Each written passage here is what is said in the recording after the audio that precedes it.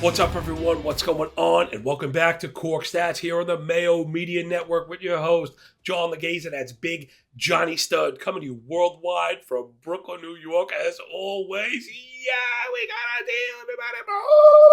Super excited. Coming out the chair, as always. Yes, y'all. And you don't stop. We finally got the deal done. I was saying it from the very beginning. 162 and on time. We were riding the Tiger. We got there. Not quite how I thought we would, but wow, what a ride. What a rush, baby. But we got it. Here it goes. Make sure that you hit the like button. Make sure you subscribe. We got a ton of work to do. But you know, the fine ladies and gentlemen here at the Mayo Media Network got your back. Make sure you check out the baseball playlist. It is robust and waiting for you. Sleeper videos, breakouts, Arsenal dissections, Cy Young repeat videos, and these positional value exercises. I don't try not to call them ranking videos. Rankings are kind of boring. If you want rankings, you could just check ADP. Here we're looking for value. We're going to look back at last year, but we're also going to take the BAT-X projections for next year, and I plotted them on a chart against ADP. That will help us find, right, those value spots in the draft board. A little bit more important to find out the who and the when than just kind of the what when it comes to ranking. So that's what we'll be doing today. We got a lot of ground to cover. Make sure you get up into that playlist. I'm telling you, we have been working around the clock for this moment to make sure that you are ready. And then once the games start, the betting begins, and the cash register starts ringing. Everybody, without any further ado, let's dive right into last year. Got to be careful with outfielders in general. Again, where rankings can get you in trouble because outfielders provide so much diversity as far as what they can give you. So a lot of these players are dependent on what you've done earlier, right? So rather than me telling you what's better or worse, I like to just look for what's different. I think that's what's the most important thing. Right off the top here, we're looking at Tyler O'Neill, Byron Buxton, George Springer, Castellanos, Arozarena, Eloy, Ketel Marte, J.D. Martinez, Brian Reynolds, Giancarlo Stanton, Cody Bellinger, and Christian Yelich. A lot of familiar names. Few of them have been flipped. Tyler O'Neill, for one, at the top of that list. If you want to know what I think about him, we did an entire video about him and pitted him up against Randy Arozarena. Long story short, give me all the O'Neill. The batted ball quality is elite. We're talking as good as anybody in the league, and you get some steals. Arozarena, we can't say the same for. I covered all in the video. Make sure you check it out with all the charts. Next up, Byron Buxton. No one is really doubting the skills of the production, but we do worry about the games played. He did return $33 in only 60 games, 19 home runs and 9 steals, bat 306. That'll do it. Same thing for George Springer. He returned $19 in only 78 games, 22 ding-dongs, 4 steals, but 59 runs and 50 ribbies. That's jumping off the page. We know that Toronto lineup is awesome. Castellanos does not have a home yet. That's keeping people away from him. Don't forget, he has 300 potential, 100 plus 35 bombs in that bat. Then for me, it starts to fall off a little bit, where Arozarena, I'm worried about the bat skills. Eloy, I think you're not getting any kind of speed at all. So in Roto, he becomes difficult. In points leagues, push Eloy to the front of the list. A full season of Eloy is just ridiculous. His power metrics are off the chain. All those things that you're looking for. He has one of the best exit velocities on fly ball line drives. That number's up near 90 on average. He is excellent. Ketel Marte, I kind of worry about the playing time. J.D. Martinez, you worry about the speed. Stanton, I think, is going to be healthy. I mean, I hope it doesn't sound like too much of a homerism and a Yankee thing. I am buying the yoga narrative. I'm seeing it with my own 2 eyes. These guys have started to change and look a little different. They're getting more limber, and they're showing us full seasons. That is also Aaron Judge, who we covered in the last one. So if you were worried about Stanton and playing time, I'm not really worried about that, and was never worried, frankly, about the skills. So I think Stanton is also really jumping off the page here. If the worry is plate appearances, somebody that I really like. If I'm kind of going with the power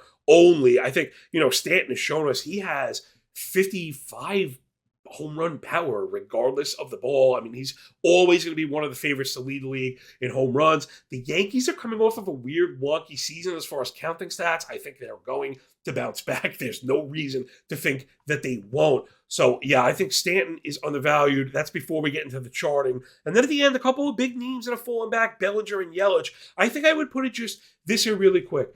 I'm worried more about Bellinger than Yelly. I mean, Belly and Yelly is a very popular conversation, but I'm worried about a few things with Bellinger. He stunk last year, and he's got to fix a few things. He was a negative return player, about 165, 542 OPS. I mean, the numbers are just terrible. He showed us a little bit in the playoffs, but the BABIP was through the roof. Now, a guy like Christian Yelich, yes, he didn't return what we thought he would, only hitting 9 home runs in, limited plate appearances, 475 last year. However, a lot of things that were great in that profile. 15% walk. He led the league in chase rate. That number was down to 23%. And the power metrics are very good, right? So here's how a hard hit rate can get you in trouble. He was one of the league leaders in hard hit rate on StatCast, which measures raw exit velocity set at 95 miles an hour, that bar, against hard hit rate on Fangraphs, where he's middle of the pack, because they account for elevation. So Christian Yelich really just had a problem with lift. That's why his barrel rate was so low, was below 8, and why the blast rate was only at 3, even though the max EV was at 115, as good as it gets. So Yelich is just one adjustment away. And there's a reason why I got to that before we get into the projections and the charting. Christian Yelich and your expectations of his health, and that adjustment is really going to make a big difference. Let's dive into the projections and see what Derek Carty thinks with his Bat X projections. I've got them all up on there. A little bit of custom graphics from yours truly. Again, always trying to sharpen the game, no matter what it is, right? I don't believe that we stay the same on any given day. I do believe that we get better or worse. I try and stick with the former. So here, let's just take a second to look at some of these projections. And really, we're just looking for the things that kind of pop off. A lot of things are going to be similar. Look at the home runs. No one is above 32. No one is below 22. And then when you think of range of outcomes, they're all pretty similar. Looking at ribbies, they're a little bit low. Although, I think when you get out the magnifying glass, a guy like Eloy, who I mentioned, is huge for point leagues because of the OPS, because of the bat and ball skills, should be hitting near the top of the lineup and one of the better or best lineups in the league. I'm not sure why his runs and ribbies would be capped at 168 total, 81 and 87 runs and ribbies respectively, especially if he's going to bat 280 in nearly 600 plate appearances. So again, we have to be willing to buck these things a little bit. Derek being much smarter than I am, and the Bat X being tested, being efficient, that's why we look at them. Again, there's nothing wrong with disagreeing as long as we validate it, but we do want to keep it in mind in particular because there is a section of the market that drafts according to these boards. So you want to keep your eye on the board, and in particular, those dollar returns. So let's look at the dollar returns. There's a pretty wide range when you consider they're up as high as $24 with Castellano. I know we have some audio-only listeners, so I want to do my best to try and walk you through it. But it goes as low as Bellinger at 1180. Bellinger projected for 242, 81 and 79 runs and ribbies, 26 and 9 homers and steals. Man, to me, that's almost a best-case scenario. I would not touch Bellinger this year. We mentioned Yelich, and we'll work our way back up to the top. I think the guys at the end are really interesting. Yelich at $17, really not bad. Very comparable to guys like Ketel Marte at $17.10, Eloy Jimenez at $17.70. You can't be worried about cents in the dollar calculator, people. So those are pretty much equal. And Yelich going the last of the bunch. Again, we'll get into the chart in a little bit. The problem with the Yelich projection for me is even though the power is coming back, according to Derek, 22 home runs and 584 plate appearances, he has him down for 15 steals. I'm not sure we're going to get there. I'm just not sure we're going to get there. The DH could help. We've seen it help players like A.J. Pollock, somebody that you'll hear come up in later outfield episodes. The DH has helped keep certain players on the field. 15 steals just feels very lofty. If Yelich is playing, and he's hitting home runs, and he's being productive, why take the risk? That's the part that I just don't see happening. And if you're not buying that, then again, you'd have to adjust that dollar projection down. So my advice to everybody is to get some kind of tool going.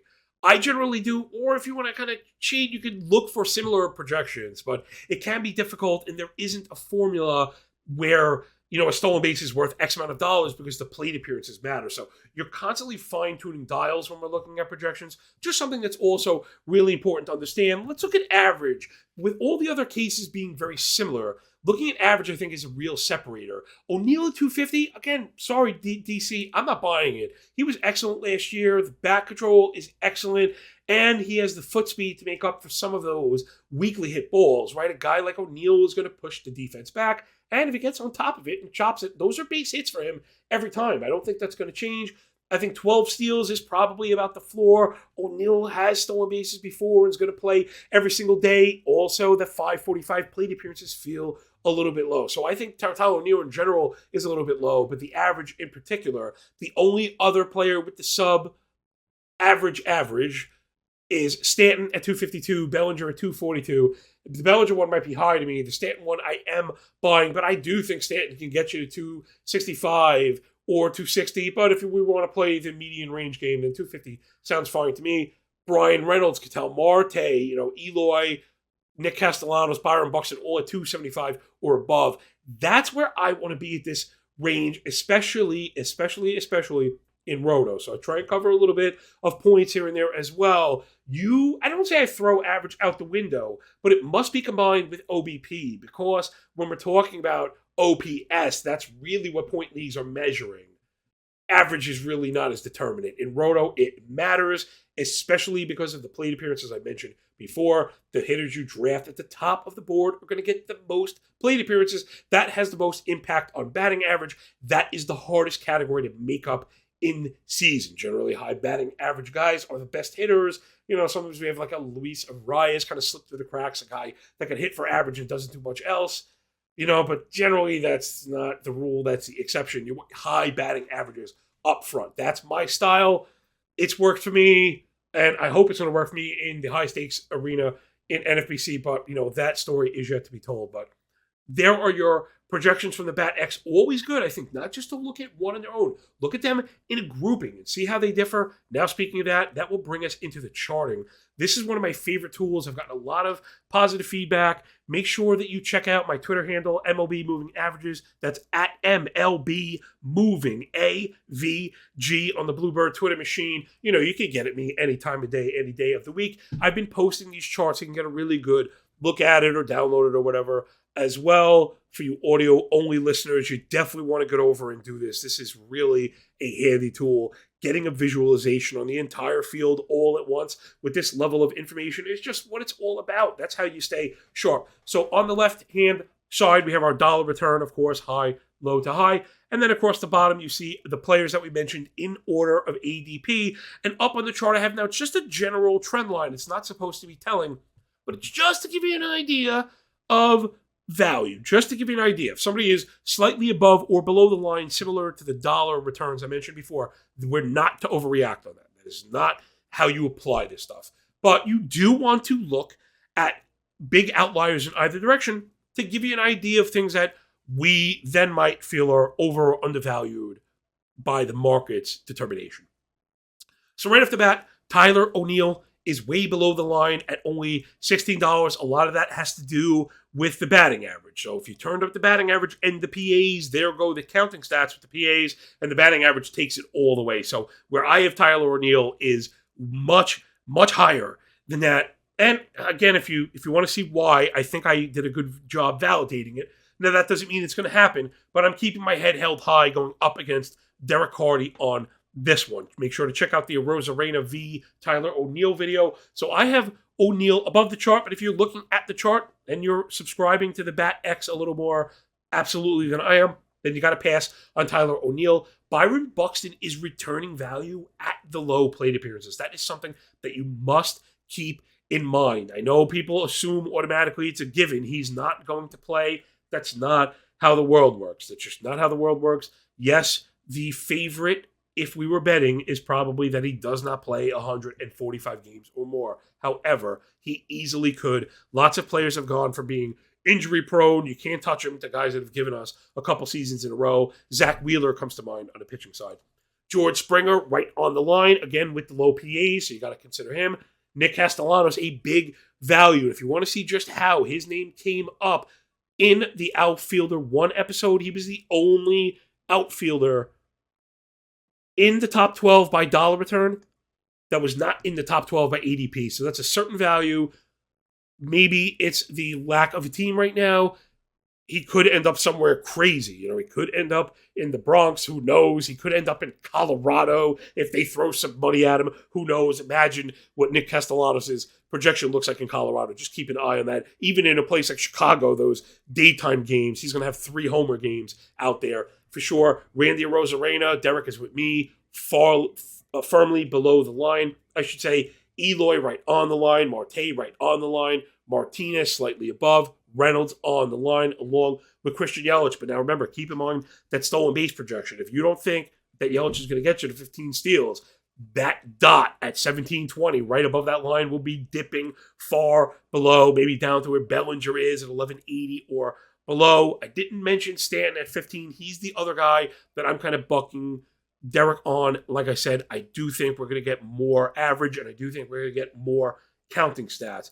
So I'm not really going by this chart, although I would agree with Castellanos, and I definitely think they highlight very important points about Buxton and Springer, players that were uncertain about the playing time, just realizing how impactful they can be on a per plate appearance basis. So I think that'll do it for Outfield 2. Again, it's not just a strict rankings. I try not to make it where I'm telling you who to draft, but I am telling you who I am drafting and why. And I think that's just about the best that I can do is, pull the curtain and open the spreadsheet, and show you what I'm up to and why. So that's pretty much it for me. I am drafting outfielders in this range. I do feel it's important to have 2 very good outfielders. I've done quite a bit of work. I just got hired at The Athletic. Yay me.